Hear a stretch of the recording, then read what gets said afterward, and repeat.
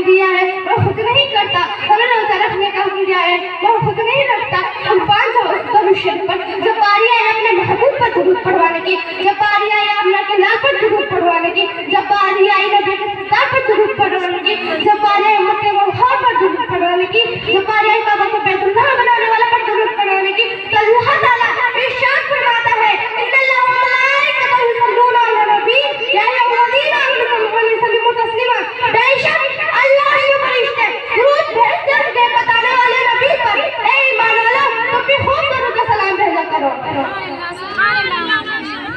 کچھ لوگ کہتے ہیں کہ ہم درود نہیں پڑھتے، ہم درود خوانی نہیں کرتے، مگر میں ان سے کہا کرتی ہوں کہ اللہ تعالیٰ نے درود شریف پڑھنے کا حکم صرف اور صرف اسے دیا ہے جو ایمان والا ہو، اور جو ایمان والا نہیں وہ پڑھتا نہیں، اور جو ایمان والا ہے وہ پڑھنے سے رکتا نہیں۔ بے شک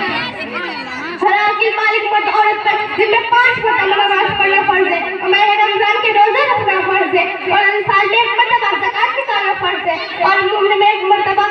حج کرنا واجب ہے۔ لیکن درود شریف کا کوئی وقت ہی نہیں ہے، درود شریف کا کوئی وقت ہی مقرر نہیں ہے، جب چاہو پڑھو، جتنی چاہو پڑھو، دن کے وقت پڑھو، رات کے وقت پڑھو، اذان سے پہلے پڑھو، اذان کے بعد پڑھو، نماز سے پہلے پڑھو، نماز کے بعد پڑھو، دعا سے پہلے پڑھو، دعا کے بعد پڑھو، کھڑے ہو کر پڑھو، بیٹھ کر پڑھو، صلو علیہ وسلم تسلیما، قرآن پڑھو، گھڑی پڑھو۔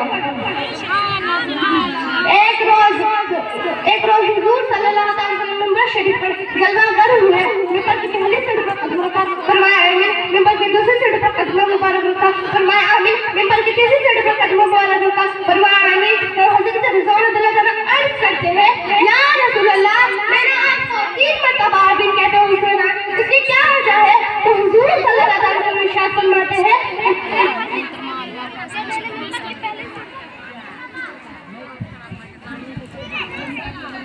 کہ میں نے ممبر کی پہلی سیڑھی پر قدم رکھا تو حضرت جبریل امین حاضر ہوتے ہیں، عرض کرتے ہیں بدبخت وہ شخص ہے جس نے ماہ رمضان کا مہینہ پایا، اس کے احترام کر کے وہ بخشا نہ گیا۔ میں نے کہا آمین، ممبر کی دوسری سیڑھی پر قدم رکھا تو حضرت جبریل امین حاضر عرض کرتے ہیں بدبخت وہ شخص ہے جس نے ماں باپ کا بڑھاپا پایا اور اس کی قدر کر کے وہ بخشا نہ گیا۔ میں نے کہا آمین، ممبر کی تیسری سیڑھی پر قدم رکھا تو حضرت جبریل امین عرض کرتے ہیں بدبخت وہ شخص ہے جس کے پاس آپ کا ذکر ہوا، اس نے آپ پر درود نہ بھیجا۔ تو حضور فرماتے ہیں میں نے کہا آمین۔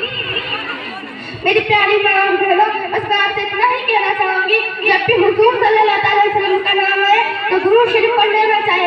اذان میں کیوں نہ ہو، چاہے کسی تقریر میں ناچنا، جب بھی حضور صلی اللہ علیہ وسلم کا نام آئے درود شریف پڑھ لینا چاہیے۔